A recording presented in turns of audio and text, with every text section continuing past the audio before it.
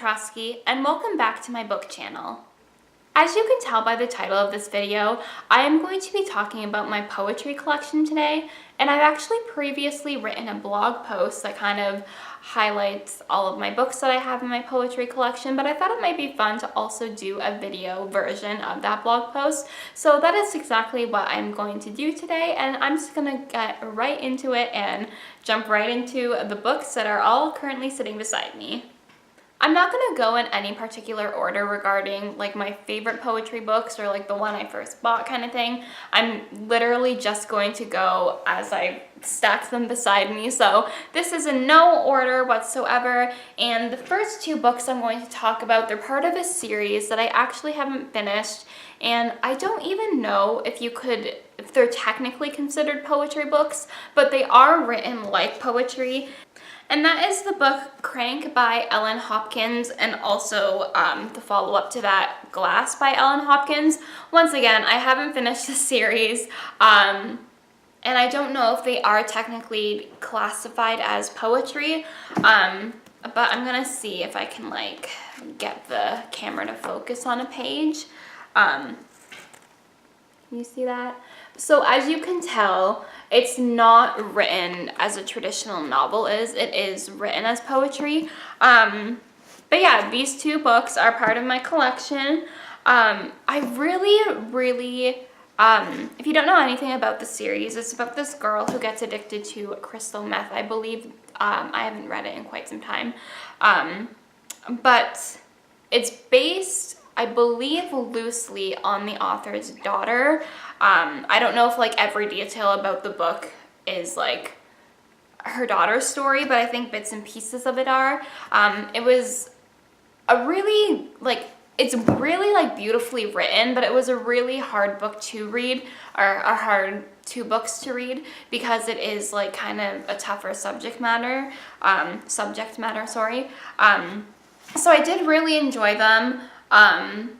But yeah, these are kind of the first two books that are part of my poetry collection. The next book I'm going to talk about is actually quite special to me. I'm so sorry, I'm going to butcher his last name. I'm terrible at last names and names in general, quite honestly. But it's Revel by Michael Indumeo. Again, I'm sorry if I just butchered your last name terribly. But again, this book is quite special to me because the author actually sent it to me. I had contacted him a few years ago because we had been following him on Twitter. Or we had been following each other on Twitter for quite some time, and he would quite often shares some of his poetry on Twitter, and I was like, wow, this guy is really good. I would really love to interview him and talk to him. Long story short, at the time he was too busy to do an interview, but he was kind of said, I would love to send you a copy of my book that's coming out soon called Revel, and he did, and it is a phenomenal book. If I can find my favorite poem, I will read it. Give me 1 second, bear with me here. I believe it's called History. Let me see if I can find it in the table of contents, because that is the purpose of a table of contents. Oh, I found it. It's on page 80. Okay, page 80 in New York. One of my favorite poems from this book is called History, and it's, again, a short poem, so I'm just going to quickly read it. Human beings emerged and invented fire. Christ rose from the dead, and Shakespeare wrote a bit. We had some Moors, and then I kissed you. Another one of my favorites in this book is also called New York, and it goes, New York. I want to send a love letter to New York, and let it speak for me until I get home, where in a city of 8 million people, you and I will be alone. So that's kind of a short little introduction, I guess, to what is inside of Revel, but if you are a poetry, if you are romantic, I highly recommend this poetry book. This next book, I don't know if, again, you can technically classify it as poetry, but in my mind, I classify it as poetry for some reason, but you've probably seen it, but it's just 14,000 Things to Be Happy About, and it is by, again, going to butcher the name, I'm terribly, terribly sorry. It is by Barbara Ann Kipfer, and as the title suggests, it's literally just a book of 14,000 things to be happy about. And I'll be honest with you, I haven't picked up this book in quite some time, but whenever, it is a really good book when you are kind of feeling down to just kind of like flip through and like just remember some things that like can make you happy. Yeah, again, I haven't picked up this book in like a few years now, quite honestly. But it is just like one of those feel-good books that like you flip through a few pages and you're like, yeah, like I was kind of having a bad day today, but like I'm feeling better now. The next book I'm going to talk about is actually the very first poetry book that I ever purchased. It is this one here, and because my camera, I don't think you can pick that title up. It is called Chasers of the Light, Poems from the Typewriter series by Tyler, if I could speak, by Tyler Knott Gregson. And like Michael, I discovered this book because I was following Tyler on Twitter, and he again would post some of his poetry, and I'm like, wow, I'm going to go over to Chapters Indigo, and see if he has a book, and he did, and I kind of like briefly flipped through chapters, and I'm like, yep, I really like this author, this poet, and I purchased the book, and I finished it so quickly just because I couldn't put it down. And I feel like this was a really good introductory poetry book, and if you are someone who wants to get into reading poetry, but you kind of don't know, you don't really necessarily want to start with the classics because that can be a little overwhelming, you just kind of want to start with a poet who does a little bit of everything. He has some longer poems, he has some shorter ones. I think this book is a really good introductory poetry book for someone who is just kind of immersing themselves into the world of poetry for the first time, as it was for me. The next poetry book I am going to share is a very tiny one. It's called Love Poems, and I am going to just not even going to try to pronounce the author's name because I'm going to butcher it so bad, I already know. But it is this tiny little book. If that doesn't come up on camera when I'm editing, I'll like put in an insert of the book. But the author is from Chile. This book is really cool because I'm not for sure if it's gonna show up on camera, but one side is English and the other side is not. So it's kind of funny because my friend got me this book for my birthday, and when I first opened it, I like looked at the like the side that like wasn't English, and she speaks Spanish like very, very fluently. And I was like, oh, like I appreciate this gift, but like I can't read it. Like I don't understand. And she was like, no, just look at the other page. I was like, oh, that makes a little more sense. But that is another poetry book that I finished so quickly just because I could not put it down.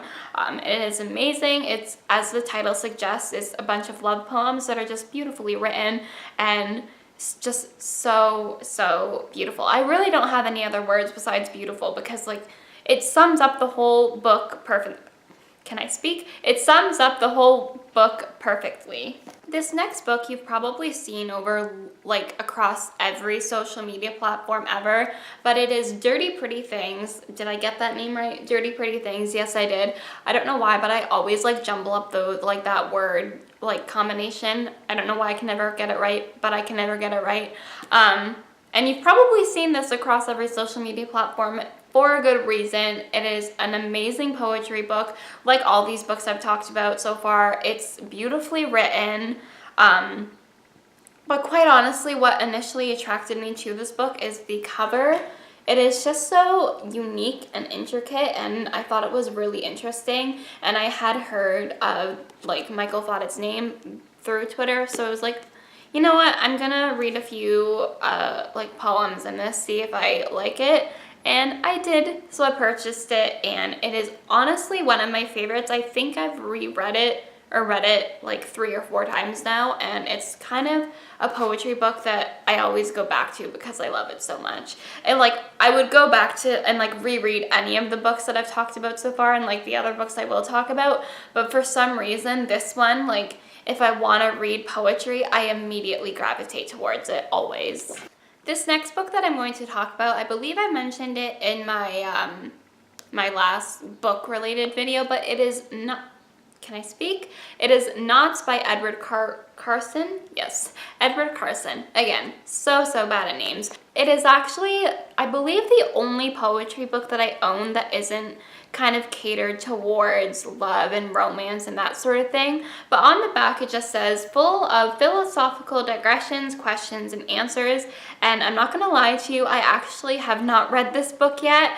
I've had it for years, but just have not gotten around to reading it yet. I've read a few poems from it, honestly, here and there, and I've really liked what I've read so far, but I just need to kind of find the time to actually sit down with it and read the whole thing.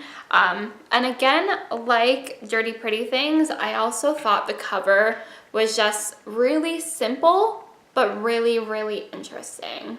I really love YouTubers, and one of my favorite YouTubers for years now has been Orion Carlotto. So when she finally released her book Flux, I was so excited. I actually didn't purchase it for quite some time after it was released. I don't know why I waited so long, honestly, but I did. But once I finally got it, I think I started reading it as soon as I got home from the bookstore, and it is, like all of these books, it is just so beautifully written.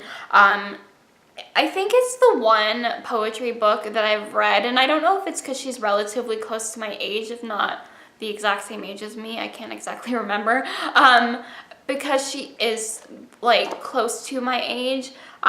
I don't know if I like connected with it more than some of the other poetry books that I've read, and that's why I like it so much.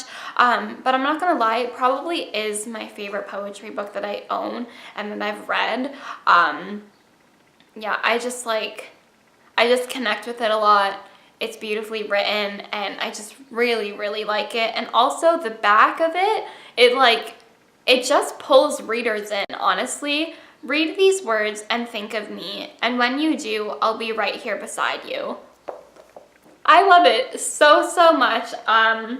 Yeah, I don't know what else more I could say about this book, but I'm so happy she finally released it. I hope she releases another book. I think she has mentioned that she plans to, at least, so I'm excited for that to come out. I would love to see her honestly release a novel as well. But I'm going off on a tangent. This book is about poetry, and I highly recommend this book. This video. Did I say this book is about poetry? Because I meant this video is about poetry, and I highly recommend this book. I am not someone who loses things all that often, but for some reason, I cannot find my copies of Milk and Honey and the Sun and Her Flowers. I don't know why. That title just sounds like I've missaid it. But I cannot find Milk and Honey or the Sun and Her Flowers, or the Sun of Her Flowers. Anyways, I can't find either of the Ruby Core books on my bookshelf, and I don't know why, but they are in my poetry collection, and I really like them. Like everyone, you know what I'm talking about when I say those titles. I feel like I don't even need to explain like those two poetry books, because everyone already knows, you know, like they're just, I feel like even people who like aren't super into poetry have read those books, but they are part of my collection. I just cannot find my copies anywhere, and I'm really sad about that, but they also haven't left my house, so I know they're somewhere, so that is good news at least. There you have it. Those were all of my poetry books that I currently own. I'm sure my collection will continue to grow in the future, but for now, that is my poetry collection. If any of these books you took an interest to any of these books, I highly recommend you either check them out of your library or purchase them at a bookstore, because they are all phenomenal. And yeah, that is all I have today, and I will see you next time. Goodbye.